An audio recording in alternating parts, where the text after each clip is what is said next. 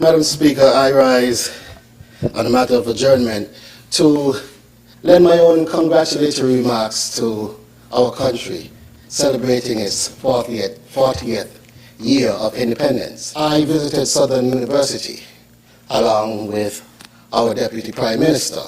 I had to stay on because we had a lot more programs that were more related to my area. And while visiting there, I must say that there was a sense of black excellence that was really felt throughout the campus. And the connectivity between the island and the operation could not be explained in words.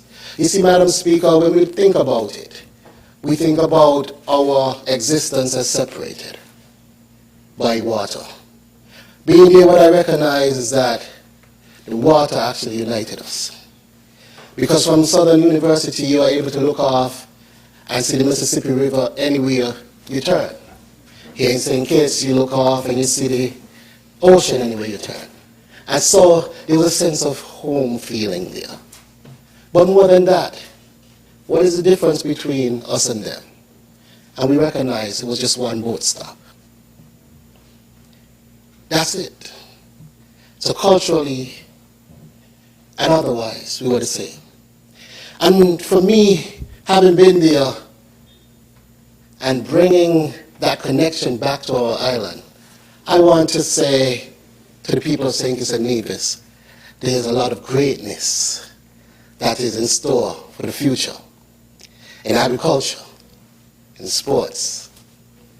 For certainly, you would have heard the deputy talk about what we are doing in academics, in business, in law, and a whole host of other fields. But this is the time, Madam Speaker, with a team like this, ably led by a great man,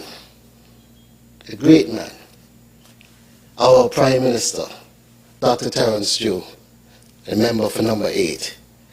We are on course to really transform St. Kitts and Nevis into a sustainable island state that performs far beyond the imagination of most.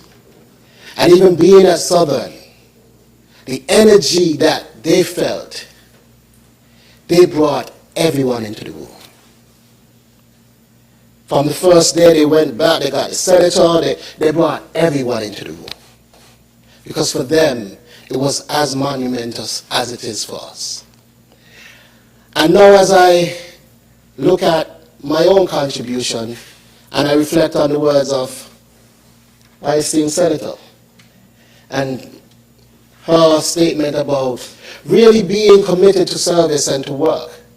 Because you see, what people don't recognize, Madam Speaker, is that many times we do this and the hours extend far beyond the 9 to 5.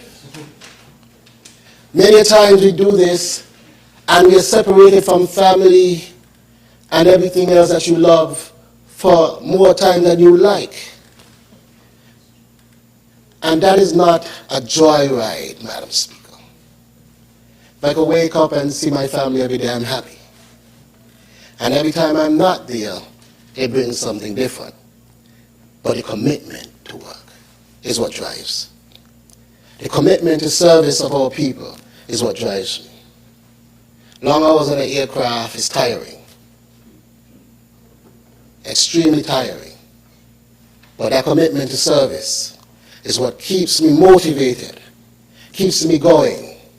When I could go to a university like Southern and bring back unlimited scholarships with master's and doctorate degrees for my people, I'm happy.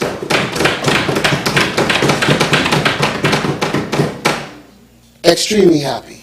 And that's what drives me.